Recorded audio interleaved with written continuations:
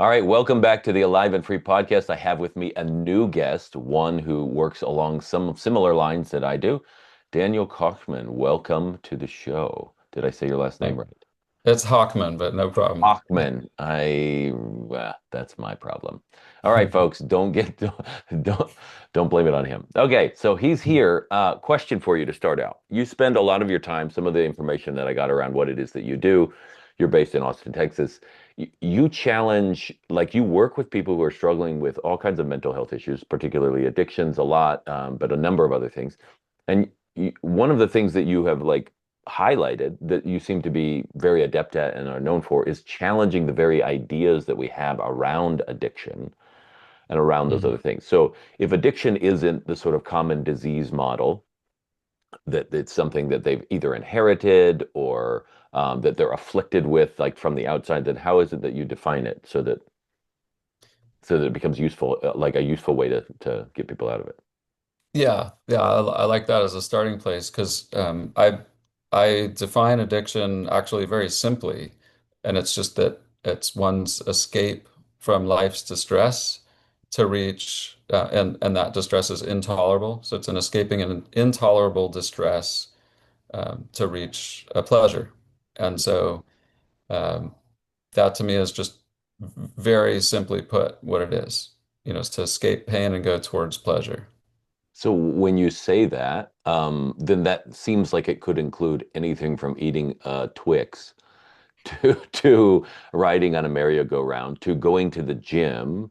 That all of them could be potentially moments of addiction. So do you look at addiction more as like a momentary behavior rather than a condition that a person's in?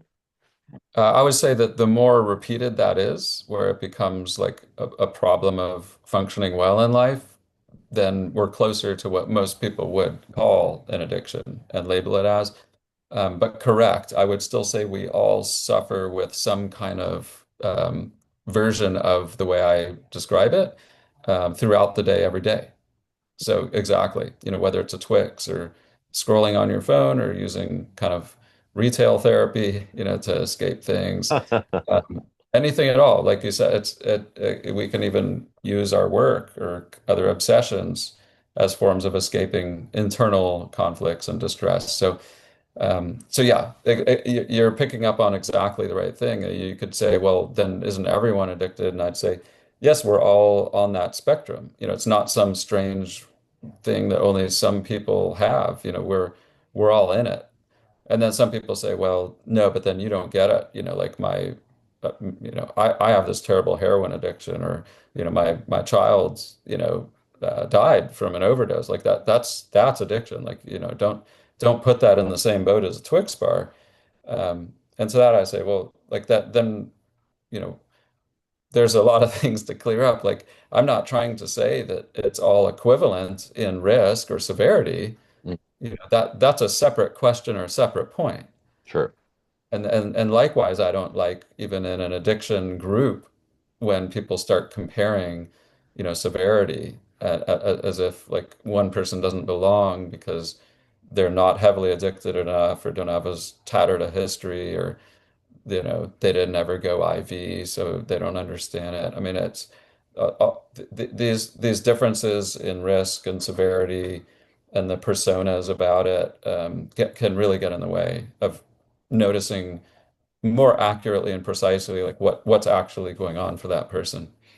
Yeah, I mean, I definitely have experienced that, especially when I first started helping people, and they're like, "Well, you're not a real addict because you were dealing with Hmm. porn and not some hard drug or things like that." And what's interesting is there were like threats, people they respond very viscerally to this sort of disenfranchisement of suggesting that this really deeply problematic thing, and it is deeply problematic and very painful for a lot of people, but that it's somehow built on these tiny little bits that are equivalent in everybody else's life, almost feels like you're robbing them of something. Hmm. Um, like robbing them of the significance of their moment or something. Um, I mean, I'm assuming you see that a lot. Yeah. And how do you work Yes. them through that?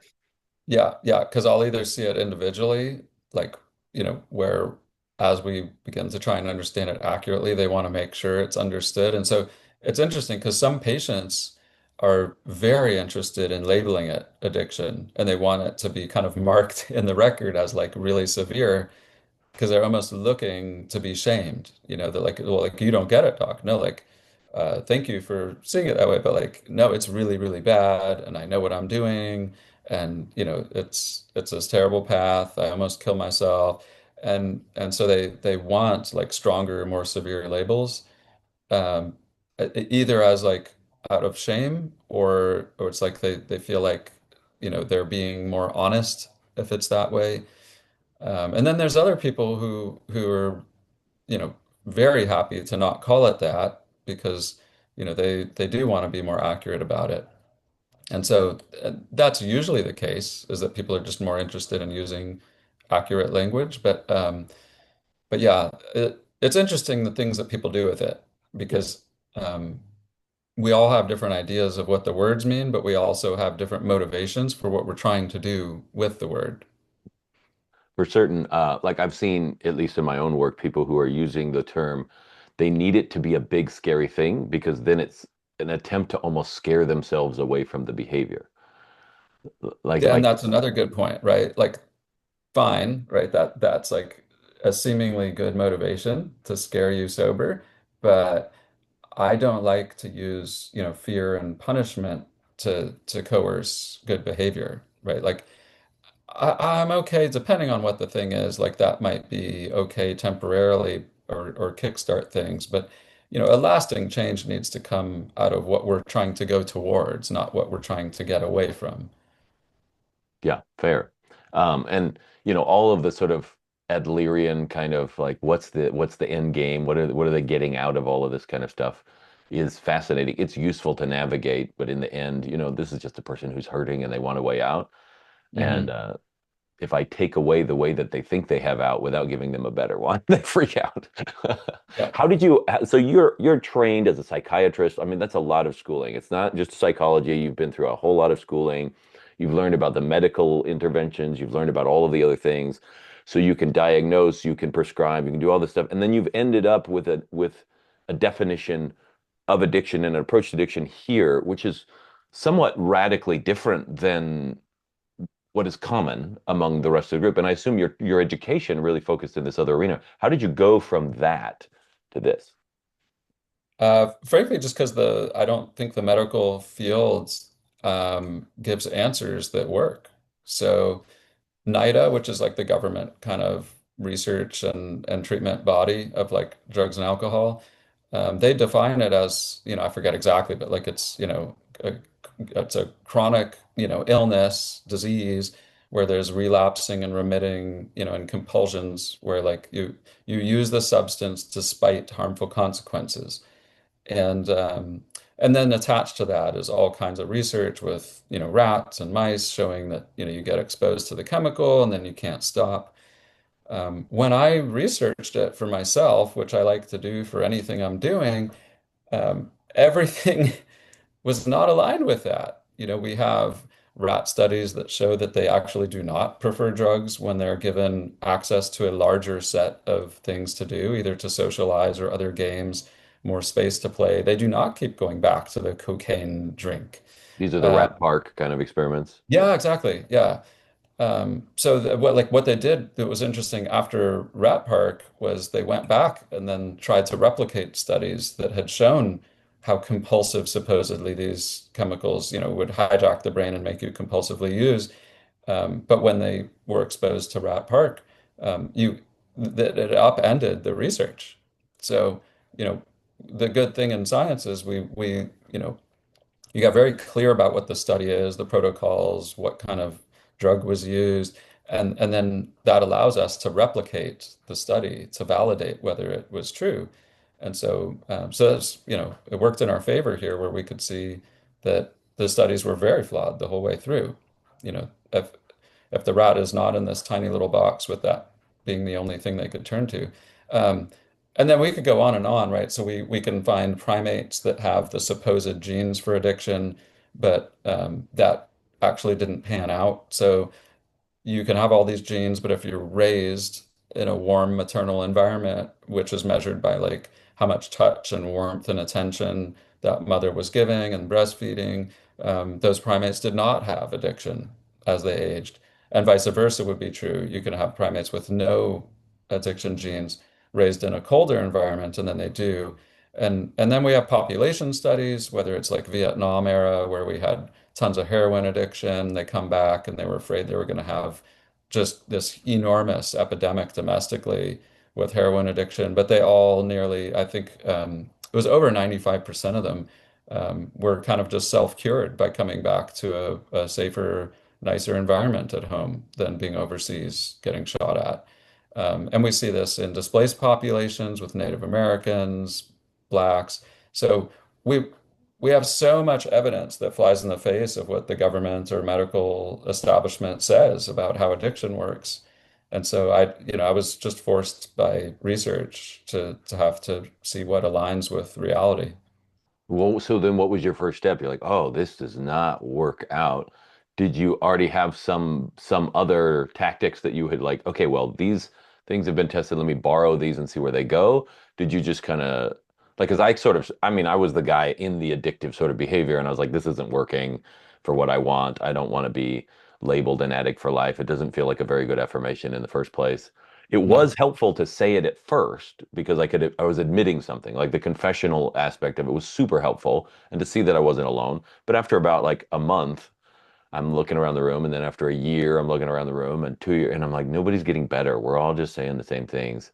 I got to change. Yeah. So I went out and did it on my own, but you obviously had access to a whole wide array of resources. Um, Yeah. how did you start? Yeah, well, and I did witness what you were talking about. And I can let the audience know too. Like a lot of people in this space have their own really long history with it, and they've struggled, for years and come out of it in their own way.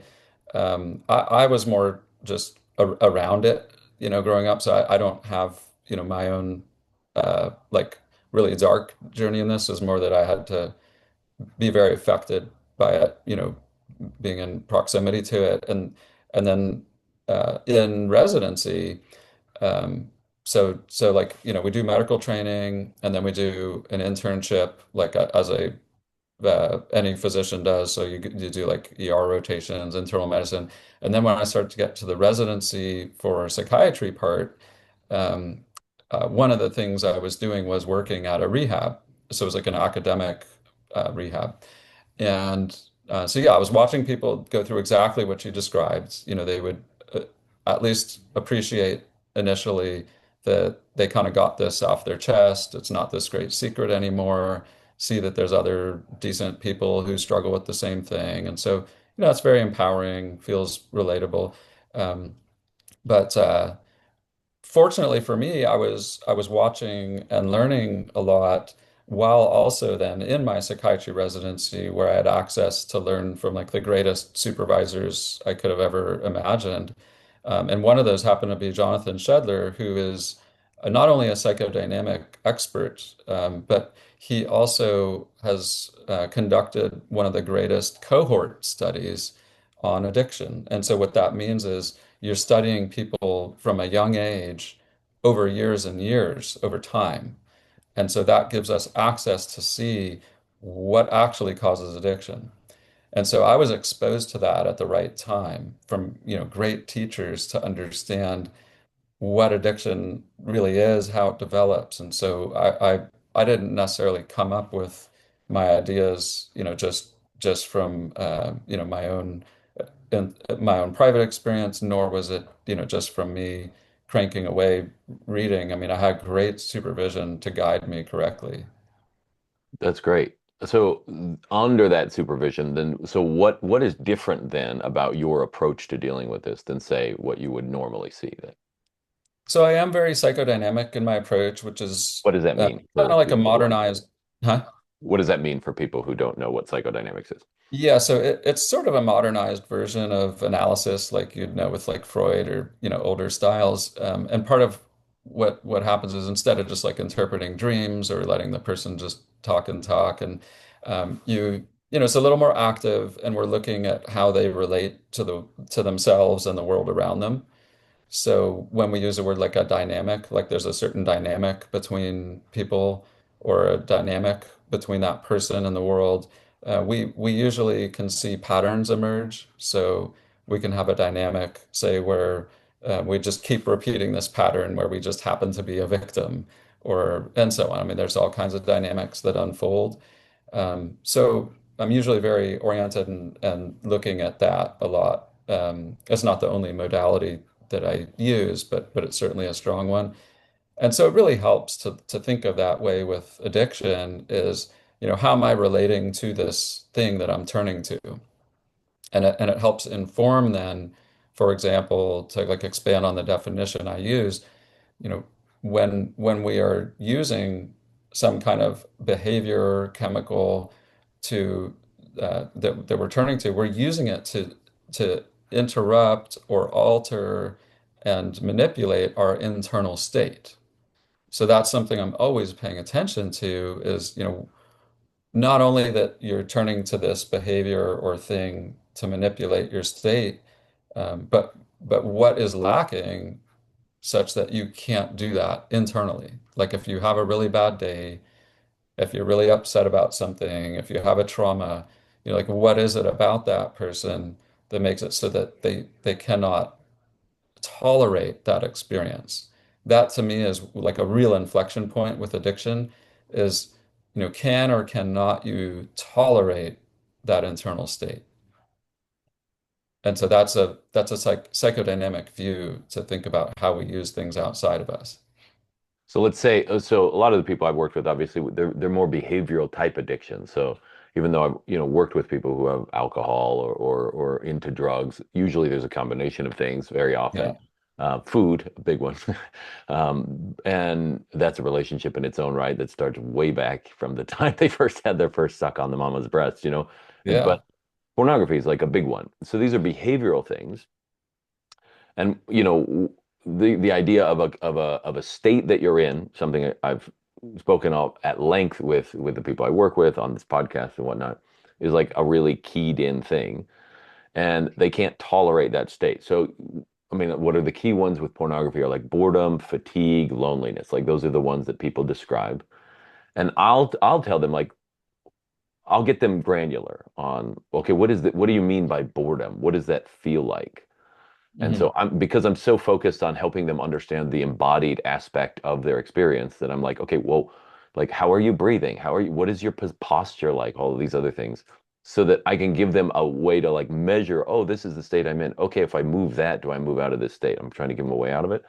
I'm Hmm. assuming that some of that is related to what you do, but I am also assuming that you have other ways of moving them or maybe making it seem like those states are more tolerable or that Mm. they can actually get out of them?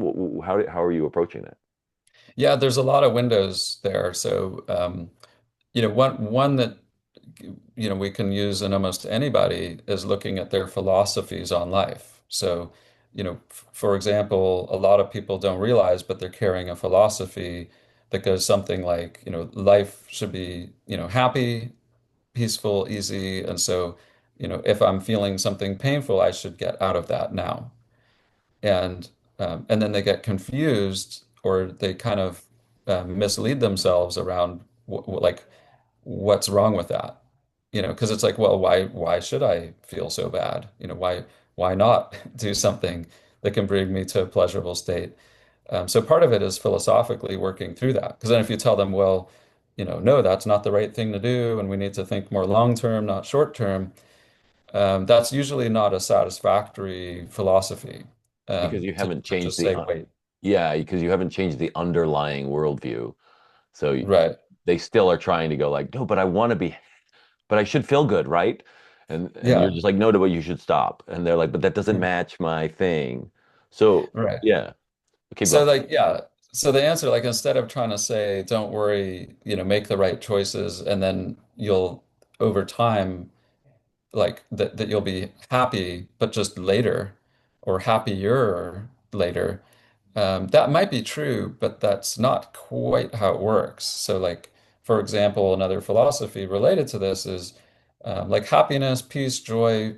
We don't have to get caught defining those words, but something like that, those are emergent kinds of states. They're not things we can grab. So that's another idea you could call philosophy that, if they're emergent states, then we have to actually orient ourselves to invite those and do the right small steps, very often so that those can emerge more often or sustain.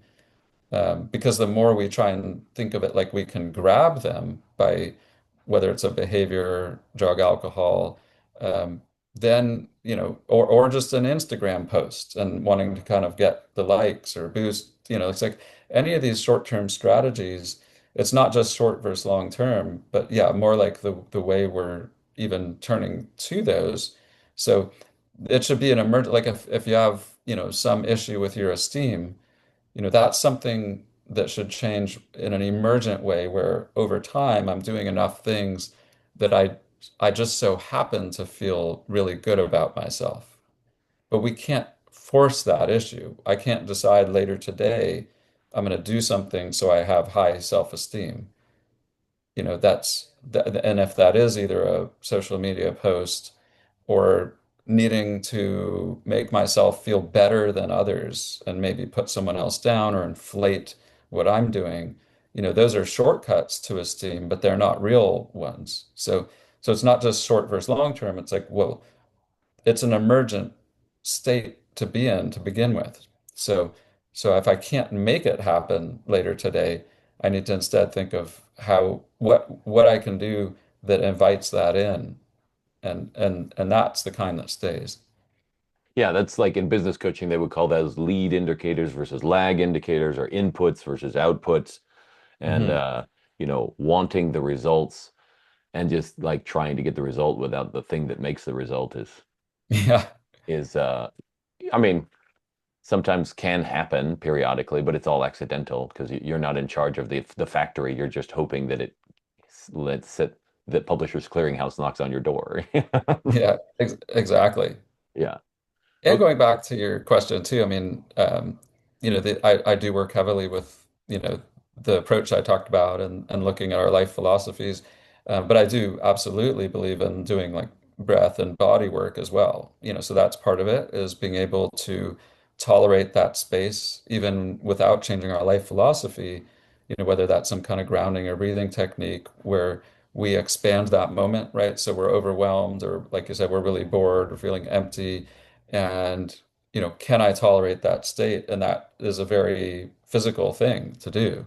So it's not only the life philosophy, but so for example, like I do practice somatic experiencing with my patients, Yeah. where we're helping them to resolve some of those like states that they hold in their body. Yeah. And then that is that Peter Levine's work? Is that his? Yes, exactly. Yeah. Yeah. And so yeah, and so that's somatic experiencing. Maybe give a brief like kind of what is somatic experiencing for the people that don't know what it is.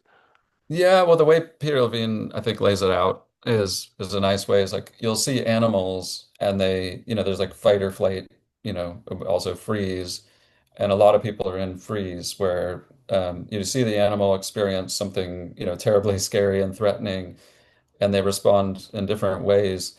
A healthy way is to like resolve that feeling. And so the like your, predators coming after you and you either fight it or run away and it just sort of resolves that whole spike in the state. But for a lot of like normal human, very much more like civilized world, we're often in a freeze state. And so we'll get scared, traumatized, go through something really difficult. And so we see in the natural world when an animal freezes, they of course have all these markers and indicators for poor health. So, they have higher anxiety and vigilance and worse sleep and higher cortisol, more disease, inflammation, like all that stuff. And they've seen with animals ways that you can watch them kind of like shake it out almost. It almost like these things are caught on camera where there's like this shaking and like a resolution of it. And so it's a way of actually helping people to facilitate you could say like the unfreezing, which can happen years and years later, and people don't realize how much they hold on to these things. So sometimes it's dramatic and it's like the whole body shaking this thing out. More often it can just look very subtle. where like they might like hold tension in their stomach, or like in their neck, and you're working through the way they hold that, and you'll get some like GI issues that go away, or their voice or like the way they breathe can change. So it's not always like violent shaking. It's usually more minor. No, yeah. I mean, like it could be anything from like what you see a dog do when he gets out of the shower and shaking that way, which I've seen Hmm. what animals in the wild do as well, and jump Yeah, around and just a couple times and shake it off to just like jittering in a muscle or just a subtle like relaxation in the body where they're like, oh, wait, oh, okay, yeah. Just some yeah, sort of like, oh, that's not real anymore. Let me move on. yeah. So you say, and a lot of people use this term, and I find it problematic only because it's too vague. And it's like your body holds on to stuff, or you're holding on to stuff, and it usually produces in the mind of people. I'm sure you've seen this, like this sense that their past is like is somewhere floating around their body, and is like held on, and that when their body relaxes or when their system lets go that like that thing, it's their past that's being processed. And if I just look at this like anatomically or medically, I go, not really. The only thing that's happening is we're letting go. Some chemistry is changing, some mechanical tensions are changing, some nerves are firing differently. And so then your brain goes, oh, I guess that thing's not happening more. And it stops doing this whole thought process thingy with all the emotions associated with it. And so I'll sit there and I go, I'm sort of practically reductive. Like this may not be exactly what's going on, but for practically speaking, we're just letting go of like the way the body has been just operating without realizing it. And that's all. So Hmm. when you say they're holding on to stuff or stuff gets stuck or they've been holding it for a while, is your definition broader? Like when you talk about it, how do you think about it? Yeah. So whether it's in the context of somatic experiencing or some of that physical work, or just more like deeply emotional work, I try to describe for people that what we're always working with is really like the trained and learned patterns that they're left with. So, the past is the past, and then they're in the now, right? The present. And then they get confused because like, well, but why can't I get over this? Or like it's already happened, or it's not there, the threat's gone. But yeah, what we're really working with is that there's been a trained pattern in that person. And that trained pattern means everything. And it could mean like physical ways that they hold their body. It could mean their life philosophies, whether that's culture, religion, their family environment. It could be a trained pattern of like the life, like people are scary, or things are really dangerous, or things can leave, or people can die at any moment. Like there's all kinds of things we learn and incorporate.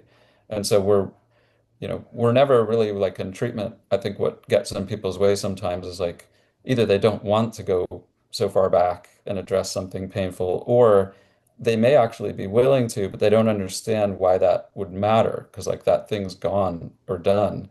Like, how's that going to help me? I don't want to keep reliving the past. And they want to do something, they think of it like I want to be more productive and proactive here. Um, but yeah, no, the problem is we're left with the patterns, or I can call it as well if we want to be more poetic, like an echo of the past. And so we carry these things. People call those like demons, and so we're left dealing with these things, and there, if you think of it as a pattern or as an echo, I think it's a more accurate way of thinking about it because it isn't the thing anymore, but it's what the thing has done to us or left us with that we're Yeah, really going after. I was talking with a client this morning, and I like the metaphor I gave him was like, look, if we walk into a ruined city, there's a whole bunch of buildings and a whole bunch of roads, and they're there, and like nobody lives there anymore. But if I'm going to walk in the city, I'm going to tend to walk on the roads that have been built Hmm. because that's what I mean. It's easier than trying to walk through walls or like hack my way through a forest or something. And so it's like the path of least resistance is this sort of like muscle memory or this that you could call it an echo, just a remnant, a footprint, so to speak, of what's there. And it doesn't mean anything that it's Hmm. there necessarily. But it is a path of least resistance. And so if I want to bring in a construction crew and build something else out, I'm going to have to go in be aware of what the path is and create a different way out. Does that map onto what you're talking about? Yeah, well, and I like that, and we could extend the analogy because if you were going to rebuild on top of that or build new, you'd want to figure out like what parts are just nonsense, right? So like maybe it was built a little too far from the river, but it'd be like wonderful to build near the river. Or maybe it Yeah. was too close to the river, right? And it's in a floodplain. And so you may say like, hey, this part of your past like was a real bad maladaption, and like we need to really fix that. And there might be other parts where you might do the opposite and honor something. So maybe it's a ghost town because it was a mining town, and now there can be a boost in tourism or some other mineral in the air or Mm, whatever. And so, maybe you make an ode to the past, right? And you honor that, and you try to preserve certain walls of buildings, and maybe redo that street and it's cobblestone, it's even this though that's historic not completely downtown. functional. Yeah. It might be better to do, people, it could be smoother and cheaper to do pavement, but maybe, you do cobblestone to just honor and respect that past. And so, what I'd say to summarize all that is like it's up to us to figure out what that meaningful path is. So sometimes it's meaningful to sever from that past, and that doesn't always need to mean we're like avoiding things. There may be like a parent or a friend or someone that for some people it's really meaningful to, if not outright disown, maybe at least just create a lot of distance. Sure. Um, and for other people, it's meaningful to, really recreate what that relationship is and Mm, reestablish something that was never there, or an in between, right? And figure out, like how do I make this a healthier relationship where I do keep it at an arm's length, but there are nice parts to preserve. yeah. And so thinking of the city in that way, right? Like we need to be that thoughtful city planner, and think about like what's actually best for this city now. Because it's going to be kind of cool maybe to hang on to history, or maybe it's in the floodplain and that's stupid, you know. Yeah. So that's great. I love the extension too of the analogy. I hadn't really pursued it that far. It was sort of off the cuff on the phone. I was trying to give him a way to think about it. And where he was asking questions around, look, I've got this urge to go look at pornography, for instance. I'm not looking at it, but I noticed this fight that's there. So I'm describing this sort of path of least resistance that these literally we call them neural pathways have been Mhm. reinforced by certain neurochemicals that have made these ones more into highways and these ones more into like the residential road that has potholes in it and you don't really want to drive down it because it's whatever. And so I'm like, look, essentially your GPS system based on what's going on, says you're here in the city. The path of least resistance out of here is this way, which happens to just be the way that he's done before. And so, I would say, but sometimes, and so that's where you try to fight it, and then Siri in your head is going, return to the route. It's saying in 300 feet, make a U-turn. We really need to go down this road. And you wonder why it's so hard. And it's just like this is the fastest route, and that's what you put in there because it's biologically efficient, it takes less energy, it takes less thought, it takes less processing, less cognition. All of these things are huge expenditures of energy in the system. And but I said that sometimes your GPS is wrong, and so you're behaving as if you're in one spot in the city when really you're in another spot, and you need to geolocate better. You're not where the gangs are and the mafia and the mob bosses live. You're Right. actually in this residential town, but you're behaving as if you're over there, and so you need to get your bearings a little bit better. Yeah. So I I, find it. I really like that. Yeah. And I like the imagery of Siri just in your ear saying, get back over there, get back over there, get back over there. And that is what it's like, in our heads. Yeah, It's like it's just this nag. It's like and but it's too appealing of a nag. It's like just go grab those chips. Go grab those chips, or go to this website. Go to this website. And it's always the attraction of something, easy, quick, and immediately rewarding, and takes us, to that more kind of blissful state right away. And so I think it's always important to like if now let's go with that analogy, to acknowledge that there's a part of it that's correct. When Siri is like, hey, so let's pretend, we're not necessarily in the wrong place or anything, but we're trying to go from A to B. Siri is correct that like the highway is going to be faster. Okay. And what we are then like called on to do in this example, if we're relating it to say pornography, is like, yes, the highway is a faster, quicker, more convenient way there. I have chosen a life of meaning where I'm going to take this other route. It's so much prettier. I can see tall grass growing, or I get to go through these little towns, or like really see what's happening in middle America, or whatever the thing is. And, for me, my life philosophy is not just to get there faster. It's not always bigger, better, faster, stronger. I can rather change my life philosophy where taking our time is going to be more rewarding over the long run, right? That we can actually know Siri. I know you're, but where want to make the point is saying, Siri, yes, you're correct that that is the faster, more direct way. And sometimes I think it's important to admit that to ourselves. Like if I want to feel better in a certain way in 5 minutes, Yeah. maybe pornography is correct. It's just not the kind of correct that I want. But yeah, yeah. I mean, it does work for what it's doing. And so we have to admit to ourselves that before we can grow through that and say, and that's not the kind of correct I'm looking for. Yeah. When I was really struggling years and years ago with this, trying to sort it out for myself, I remember there was a day where I was like, I sort of had to admit that I did appreciate the experience of looking at pornography, like that it was something that I liked. And I thought, oh no, I can't admit that. That's not okay. But it was a factual statement. It was a pleasurable experience. It was pleasant in its own way.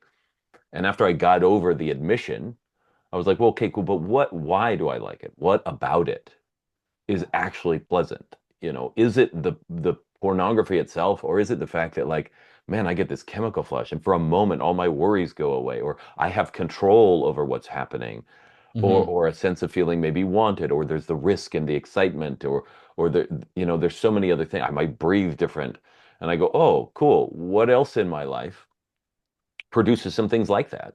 Hmm. And maybe I could Yeah. do some of those in, Yeah. instead of this one. And they might take longer, but I still feel good. Yeah. Yeah. And I'll take that even further. So absolutely, that's exactly what we're talking about, where, we acknowledge that there is something, pleasant or nice about pornography or alcohol or whatever the thing is. But to go even further, I'd say um, we don't necessarily need to ask ourselves to then find the replacement for pornography, that's as thrilling or exciting or whatever the thing is it's doing for you.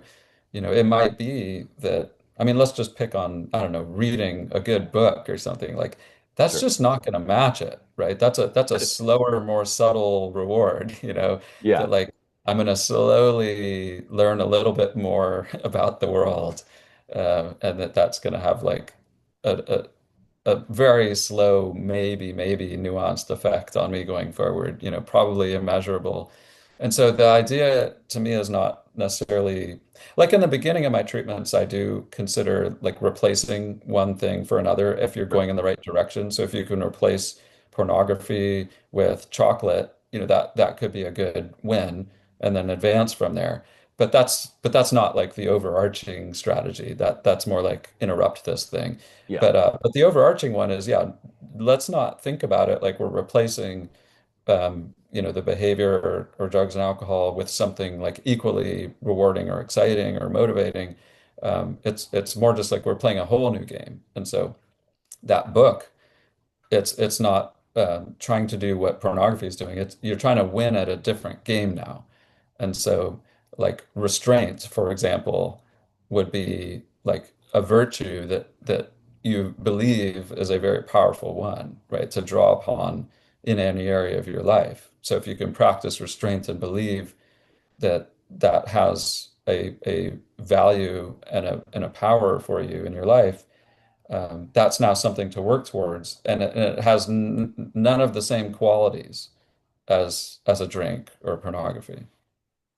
Yeah. Okay. So, as we kind of have a little bit of time left, I think I want to shift gears here. Um, you, um, underneath all of this, you've mentioned philosophy, and you've mentioned like in a sense, your worldview. We could call it a bunch of different things. The way that the lens through which you see whatever the heck is happening.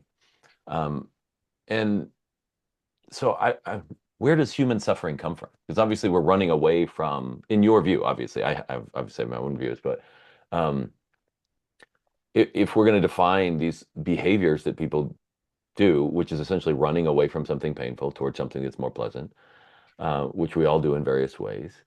Um, not That's not necessarily good or bad that things are intense in a painful way, intense in a, you know, pleasant way. There's just intensity there. Mhm. But then there's suffering on the background that is more of a psychological thing, a sort of statement that this is not okay. Yeah. Where does that come from for you? Yeah, it comes from a lot of things. I mean, one is just biological, right? We're just organisms who don't want to feel, any kind of distress or pain, right? And unpleasantness. So, as an organism, we're we're created, whether by God or nature, right? Like we've arrived at our set of how we work in biology to say, like, I mean, look at any organism. If it gets hungry, that drives it to go eat, right? Or if it gets horny, it's driven to go mate, and so on.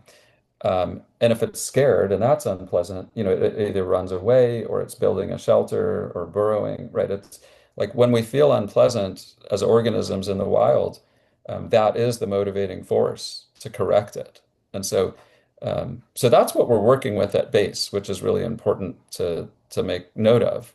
And and so then we add our like humanness and all these other constructs, and it just gets even more complicated because I believe we're living in an era where we are told that, to feel unpleasant or badness is like we deserve better. So we're all kind of getting raised to be entitled brats in my view, where I'm just having fun with it. I mean, not really, really, but Oh no, we're I all just was. I mean, I entitled don't know. brats. My parents did Yeah. a great job, but I'm an entitled brat. Let's put it. Yeah. But yeah, I mean, whether you were spoiled as a kid or not, like culture is telling us like you are owed, you deserve, you are worth, like this pleasant, peaceful life. And I see my own fields, purveying that, right? It's like, no, there are answers. And so whether it is like a pharmaceutical or ketamine or a Yeah. psychedelic trip or therapy, like you name it, like the idea is like you don't need to stay in this bad state. Here's either a shortcut or just, even a long way to like you don't need to feel that bad. And at least people very entitled, but also confused. It's like, well, so then what am I trying to do if it's not that? So I think a lot of this is like a cultural and like mental construct of misunderstanding what life is about. So we got the biology that says, never stay in this bad state. But now we have a land of plenty, right? So we've got porn, we've got sugar, we've got cars and flashy things. We've got all these terribly unhealthy things to do when we're in those negative states, and too much, access to those. But yeah, I think the layer that that's still built on is the notion that like we ought to always be getting outside of that negative state. And that doesn't need to be a life philosophy. That's what humans have come up with, or I should say, that's the implication behind so many messages around any marketing ad on Earth, right? Is the implication that like the car you're in or the place you're living or the whatever you're putting up with, like there's better and you deserve it, and like this is the pathway to like a better life. And so we're being trained constantly that that's the way to think about it.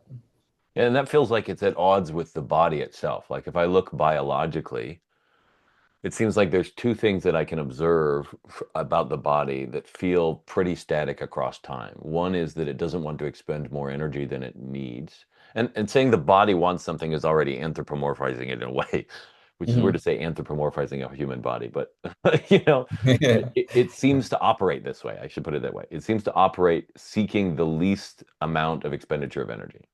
because it's costly to do, and if you expend money, then you have to go get more, and that takes energy, and so it seems to seek efficiency or some kind of relaxed stillness or something. And that might mean whatever the fastest road that takes the least level of cognition, that is also efficiency. And then and so that means it doesn't necessarily want any of these amped up aroused states.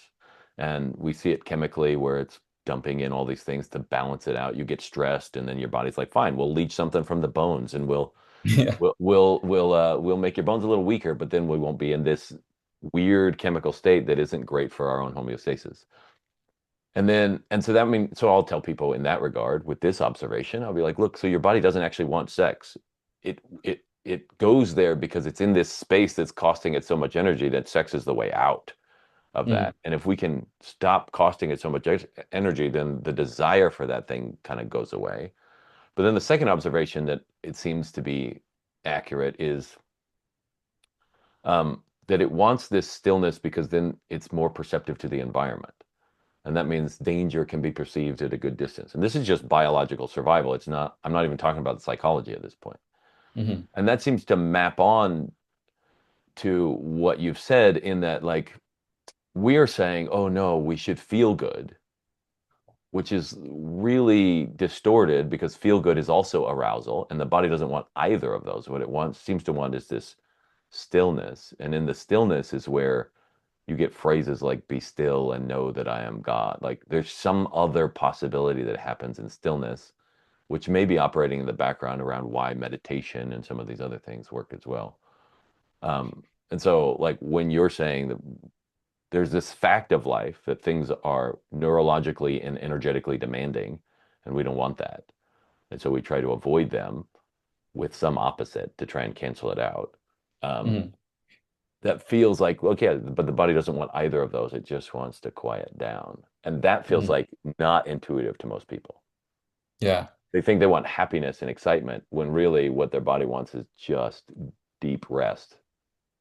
Yes. Yeah. And that's what other people will try to describe as like what they're trying to go for, right? Is calm, peace, right? Mhm. To be in some kind of Zen state in the loose definition of the word. So yeah.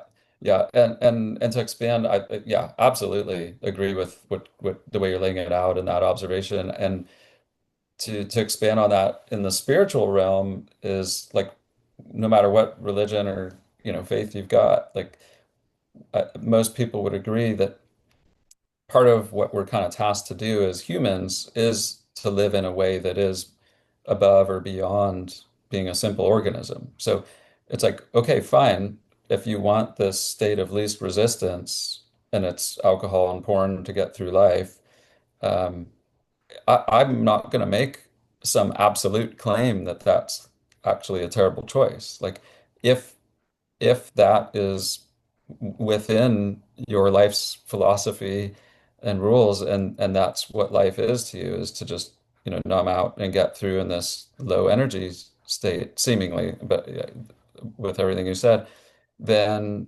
fine, right? So I don't think it's a good idea to try to convince people that you know that on its own, that's just the worst idea. It's just that that doesn't work well in life or it doesn't match up with other healthy people and so on.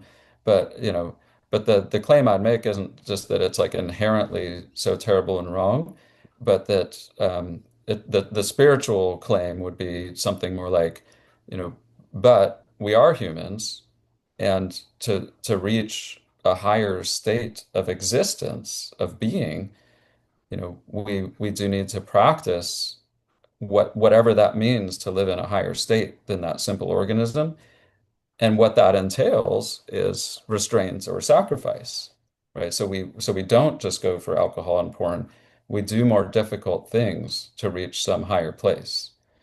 And And whether you believe in heaven or not, right, that's just a simple fact. Like you will lead a deeper, richer, and more spiritual place in life through practicing that way.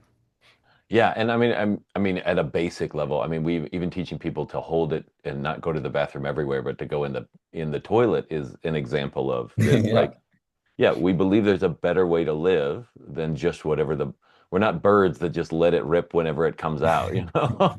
Whoever's eating ice cream down below, sorry, you know. It's there is this element within us, within society that we've observed over a long time that everybody seems to have this sense of like, no, there's a better way to live.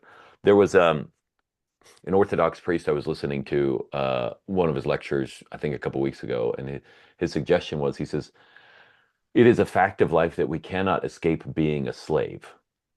Mm, And so what is left to us is to choose what we're going to be a slave to. Am I mm, going to be a slave to my body, or am I going to be a slave to my soul or to some other purpose? Am I mhm, going to choose to bind myself to that and let that govern me? Or am I going to just say, well, no, I want to be free, which is just I'm going to be a slave to whatever whim comes my way or mhm. whatever urge happens. And that also is a kind of bondage. And I've never looked at it that way to say you can't escape bondage. You're in bondage. You're just choosing the master. I don't know. Some part of that was very, very helpful for me to confront. Yeah. Yeah, I haven't heard it put that way, and I really like that. It certainly resonates with me. And the words I normally use in that regard are like we have to decide for ourselves what game we're trying to win at. Mm, So if we're trying to win the game of, you know, easy, then go ahead and do all of the vices. You know, that's you can win at that game. But I don't want to be that close to you or be your friend then, you know, like if just declare it, and if that's like your stated intent, you know, go win at that game. Or if you're a gang member, right? Like and that's the game you're trying to win, same thing. Like go find other people to play that with. I am not going to play that game with you. Um, but yeah, we get to decide the game we play, and we're all free to make that choice. But, you know, certainly you and I would agree, like choose a game. The way I put it to you is like, not only just that works for you, but ultimately creates a good fitness with the world. And so what that means is like you actually probably wouldn't want to practice as if you're like this Buddhist monk that's got incredible restraint and never listens to music.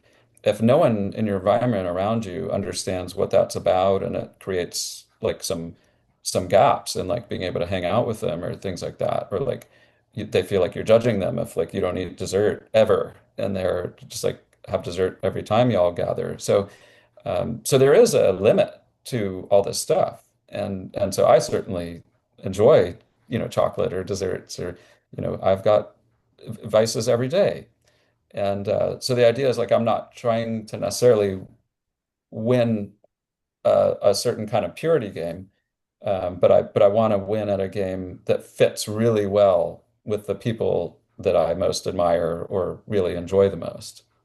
that brings up two things. Uh, if we were to take an atheist perspective, Christopher Hitchens, Mm, he says, in this life, you have to choose your regrets, like to mm, suggest that regret is a feature. And so you're instead of choosing, this is what I want, and I hope that I don't regret anything, you're like, look, I recognize there's an opportunity cost. I'm so I'm okay regretting that. This I'm not okay with. The second thing it yeah, brings up exactly. the second thing it brings up is just this notion we haven't touched on, and it might be good to just round out the discussion this way, is like ultimately well-being, happiness, fulfillment is relational, whether it's just you on your own and you're in relationship to the planet.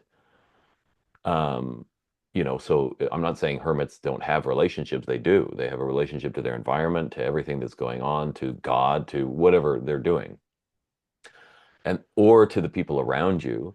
And that without some level of relationship or an awareness that like the game you're playing includes an environment and other people, that it becomes a lot harder to win Mhm. that game. Yes. Oh, absolutely. Yeah, and I like those points. And yeah, it is always trade-offs, right? So like if I want to go be a monk and do the kind of stuff we're talking about to even a fuller extent, you know, that's a trade-off I'm frankly unwilling to make, right? I want to keep fitting in a life that I'm familiar with, that I've already created continuity in. with people, place, things. And so I don't want to totally change games here. And what I'm doing tends to work for me. And so that's the trade-offs are all over with everything we do. And exactly, I believe, ultimately when we're talking about winning a game, we're really just talking about winning at a certain set of trade-offs. Yeah. And and that it's never like you win and then that stays. You have to still keep practicing or doing certain things. More like you're attempting to win, over and over. Yeah. But yeah, you never really statically reach it in there. That's another great point to bring up.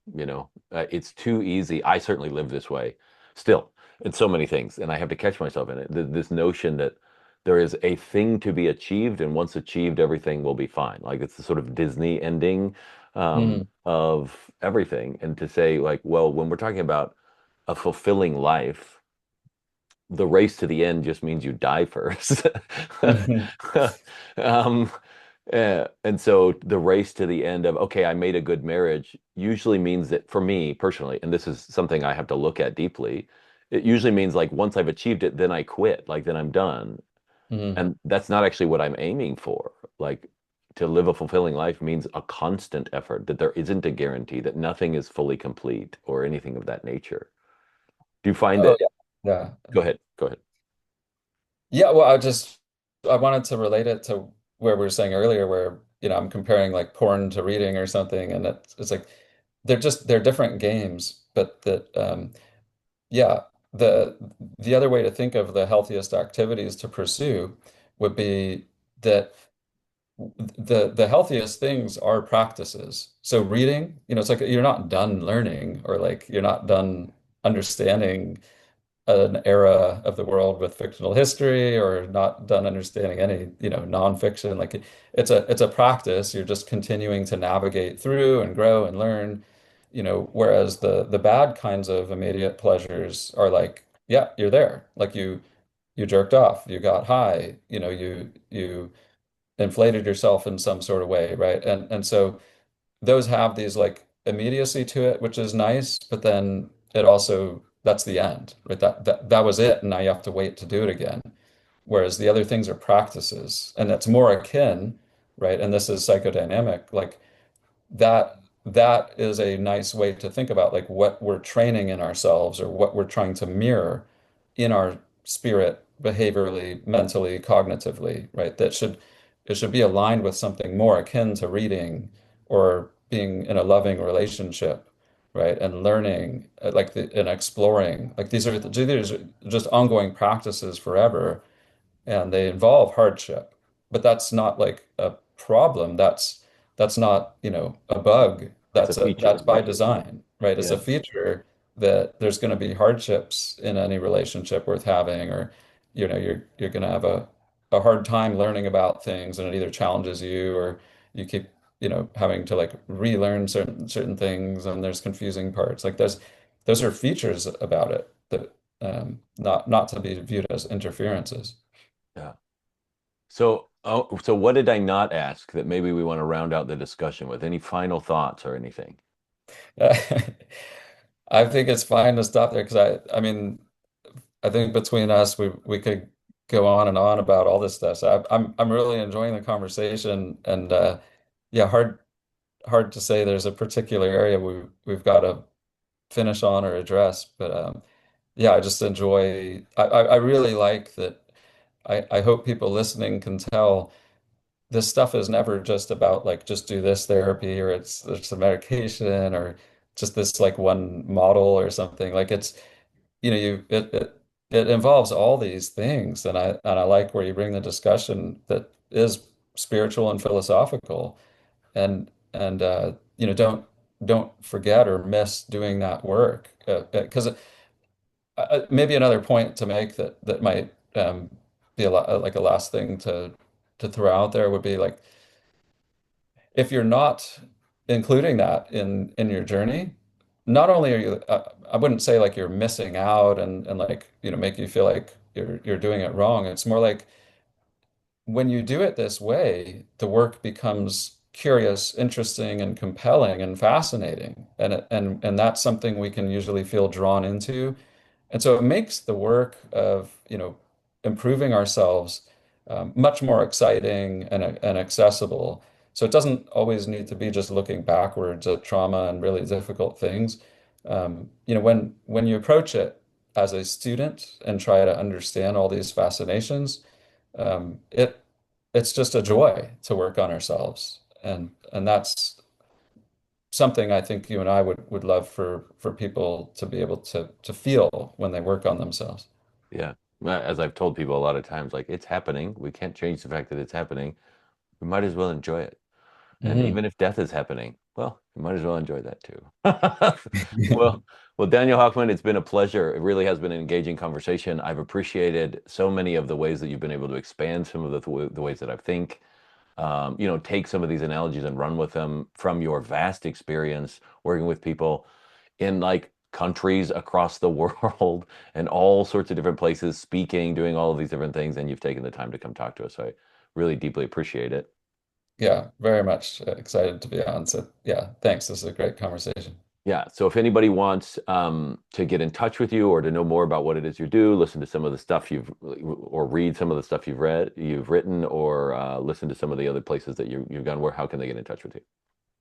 I mean, the easiest way would be at selfrecovery.org is a program I put together, and that walks people through a real complete understanding of all of this in a way that anybody can work through and access. And then working with me individually, you'd have to be in state in Texas. But if people do want to travel or they're already here, my practice site is hochmanhealth.com. And so that's another more direct way to work with me. Awesome. Well, thank you again. Have a beautiful day, and thank you for all the work you've been doing. Yeah, yeah. Thanks for having me on. This is great.